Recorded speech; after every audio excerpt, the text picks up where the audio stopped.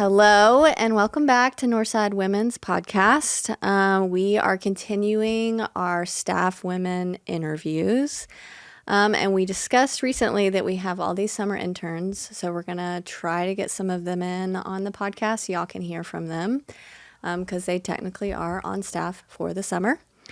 And so today we have with us Moriah Martin. She is our communications intern. Yes, so she's been helping with communications this summer, and I'm going to let her introduce herself. So Moriah Martin, tell us who you are, how old you are, what brought you to Northside, those type of things. So I'm 17, and I started coming to Northside 6 years ago, I think. I don't 2019. know, but that seems right. Yeah, I don't know. Right before 25, so or 2020. Yeah. I ended 5th grade and then came to Northside because my dad got a job here as the worship pastor. So, yeah. How was that move? Actually, wasn't that hard. Good.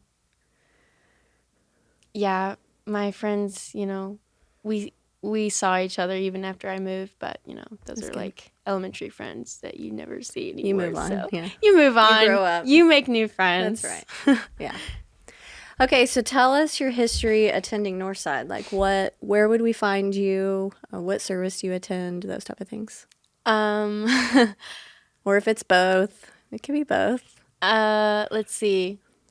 I think when I really started engaging and doing more than just coming on Sunday mornings is 2023, and I went on the Colorado mission trip, and then the next year I went to camp, and then Brazil, and then Colorado again, and I just recently started volunteering in the nursery, and last year was we my rocked first babies year. together.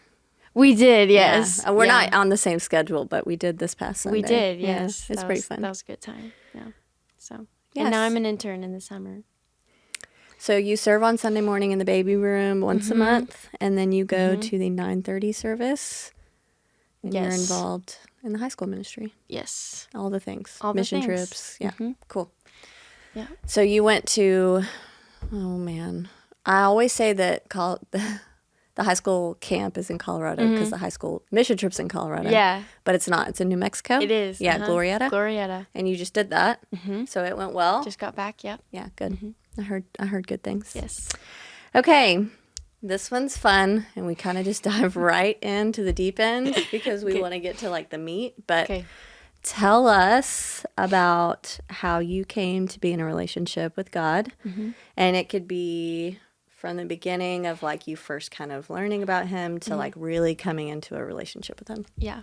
So I don't even remember how old I was, but I was young, and it was one of those things where my friends were getting baptized, and it just seemed fun, and I wanted to do. Yes, I wanted to, fit in.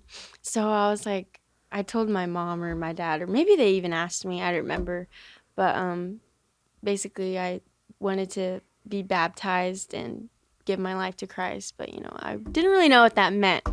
So fast forward to last year is when I was at camp, and I was okay.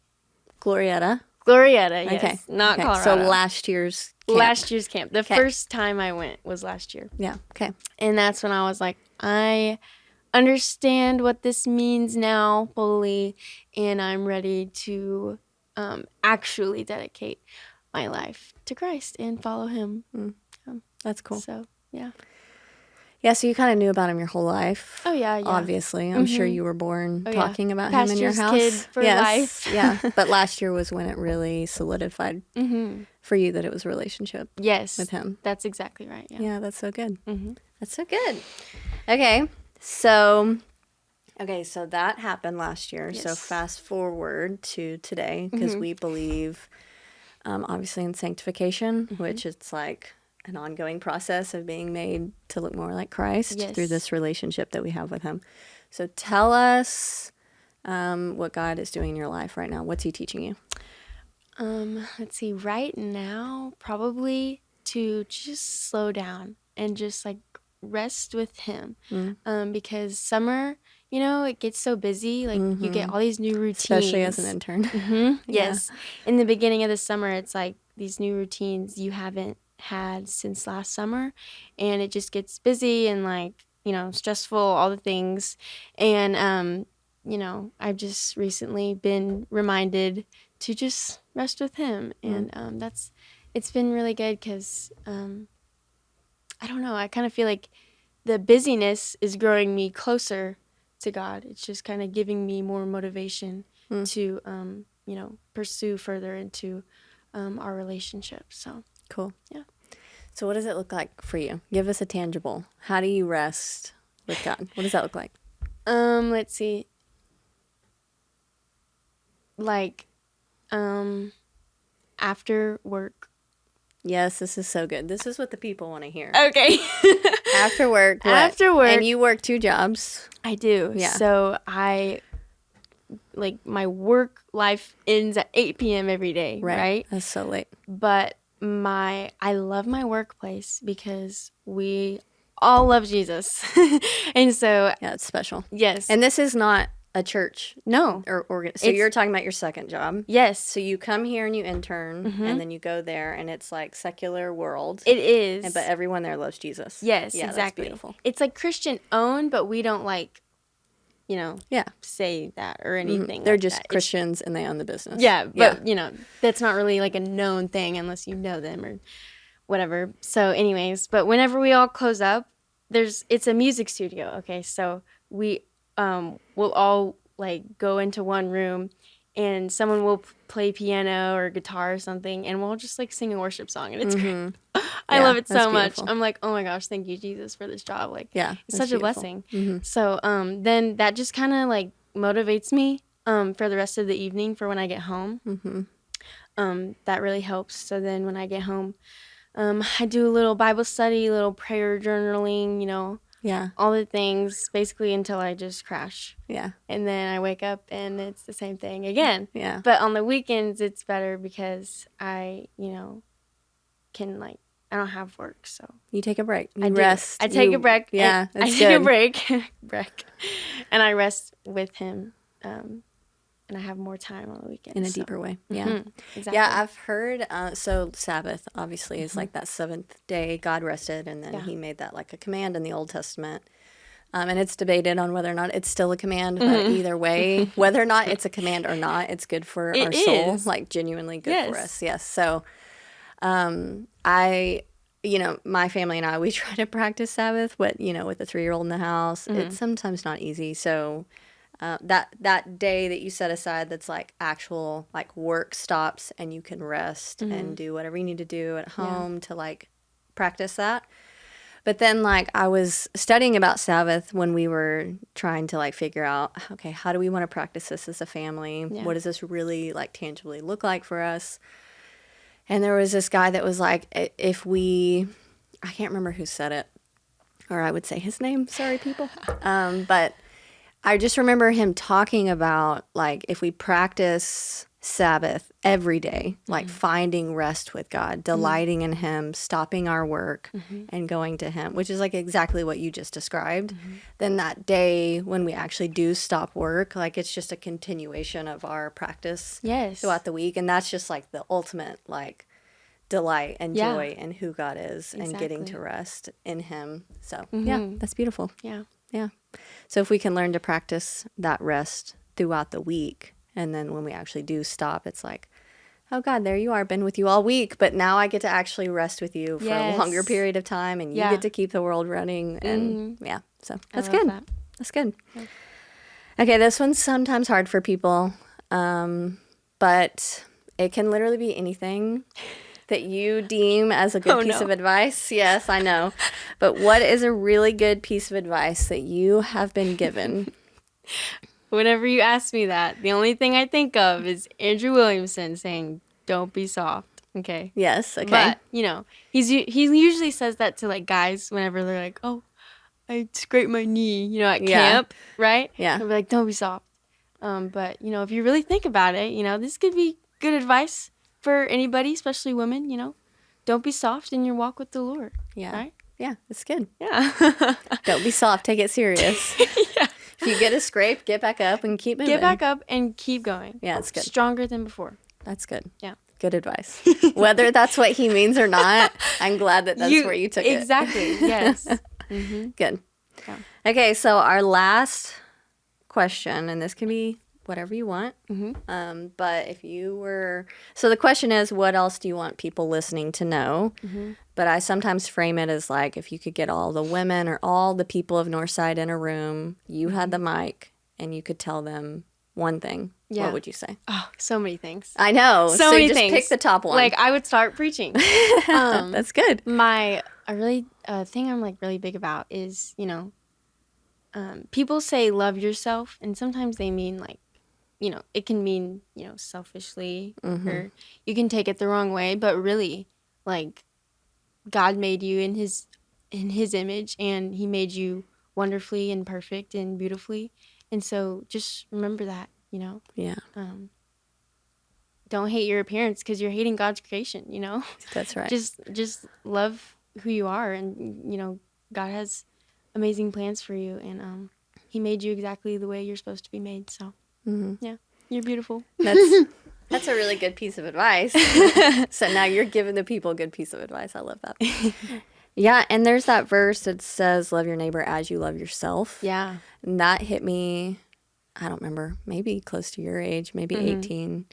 And I remember thinking like, oh, I can't actually love my neighbor effectively if I'm constantly berating myself and not loving who God made me to be, or the gifts he's given me, or if I can't see how he's uniquely shaped even my life, and how, he communicates with me, all those things as like a good thing. And if I don't love it and cherish it, then I'm not going to look at you and see that in you. So I think that's really good advice. It's more than just advice. It's scripture. It is. So yeah, I think that, I remember that hitting me like, oh wow, that really matters. Joseph and I, my husband, we were talking last night actually about our daughter. She's 10, and we love her so much, and you get this really cool perspective when you're a parent, because you just adore everything about your kids, and they can't always see that because they're going to school and kids are being mean or whatever the case may be. Yeah. As you're growing up, you're kind of like trying to figure out how the world works. And so we're trying to get her to believe that she's beautiful, because we obviously think she's beautiful. Yes. Like, she's beautiful. I love everything about her. And I remember telling him, like, I hate that the world has these, like, standards, yes, that we try to live up to. And so we have in our mind this image of, like, this is what is beautiful. And, like, I genuinely, the older I've gotten, the more I just think everyone's beautiful. Yeah. And, like, I love seeing people. I mean, you just look so far past surface, first of all. Yeah. Like, people have so much to offer. And I don't know, that these standards are so silly. Yes. So silly that we try to live up to them. Yeah. Like, no, like, God's given us so much more than just even our physical appearance. Exactly. And, like, why is that the standard? Right. Like, no, there's so much more deeper. Like, and I genuinely mean that. Like, I just think everyone's beautiful in so many different ways. And, yeah, that's good advice. I love that. Oh, that's good advice. I could talk about that forever. Yeah. About the world's standards, beauty standards.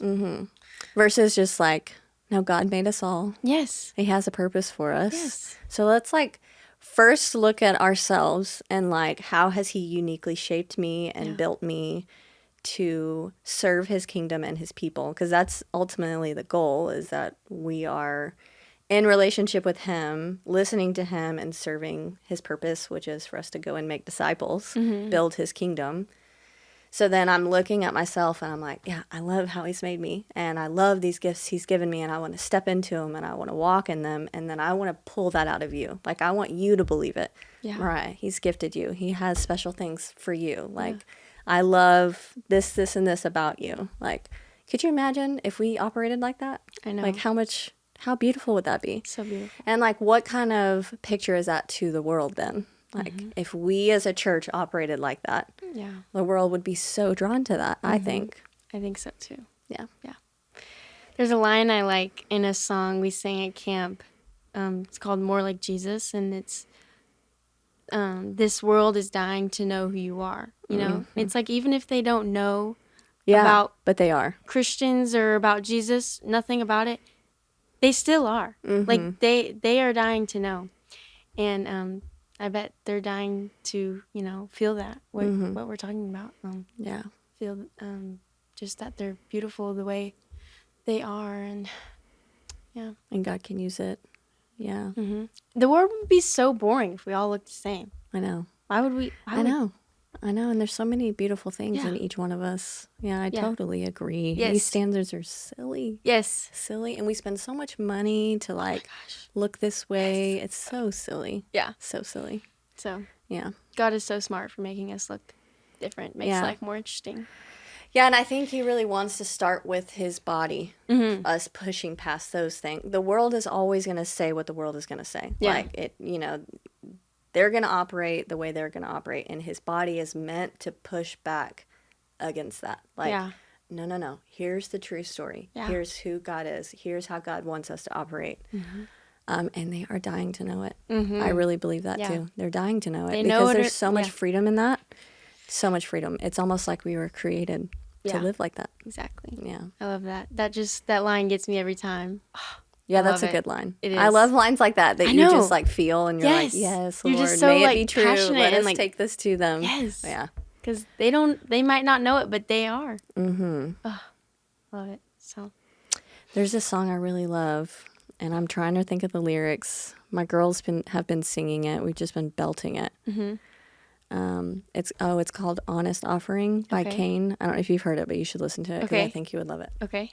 And it says in there, it says a lot of beautiful things, but it's like, you know, basically like we're working towards all these worldly things, but like, what about our spiritual life? Like, and then we're like drained over here. Like that's basically like the song. And it's just talking about like, we just want to bring our honest offering to you. Like, here's who we are. Here's what we have to offer. And then you use that, Lord, for your purpose and your good in the world. Yes. And he totally delights in our honest offering, which is what I love about the song. But then, like, my girls are, like, belting it in the back. And I know, like, at 3 and 10, they don't necessarily believe that yet. Like, I want them to. But they don't really fully understand what they're singing or what that even really means. Yeah. And so, like, as they're singing, I'm like, Lord, please let this become true for them. Like, I think those type of songs or those, like, that's what's so beautiful about, like, when we worship together, like, even if it's not true, like, we can use that as an opportunity. Like, the world's dying to hear this. Like, okay, Lord, help us to become the body that is taking this message to the people. Like, as we're singing that song, we can be, like, worshiping and praying through that. Yeah. So there's a little nugget. That's something. That's how I rest. Yes. Like that's a piece for me. That. I can't wait to be a mom. Yeah. You're going to be a good mom. Thanks. I think so. Yeah. Okay. Maybe one day. We'll see. Hopefully how your life plays out. Watch him like send you to some remote location. Right. You meet some, I don't know, foreign. Hawaiian. Yeah. Have all these beautiful babies. I love it. I love it. Yes. Okay. Well, thank you, Moriah. Yes, anytime. Anything else before we close it out? If you have anything else, you can share it. I don't know. I've said a lot. Yeah, it was good. Thank you. Yeah. Okay, well, thank you guys for listening or watching, however you're taking in this podcast episode. We love you, and as always, if you want to submit a name for interviews, I send my newsletter out once a month. You're welcome to use that form that's in there to submit a name. And thank you, Moriah, for being here with us. We love you guys. We'll see you next time.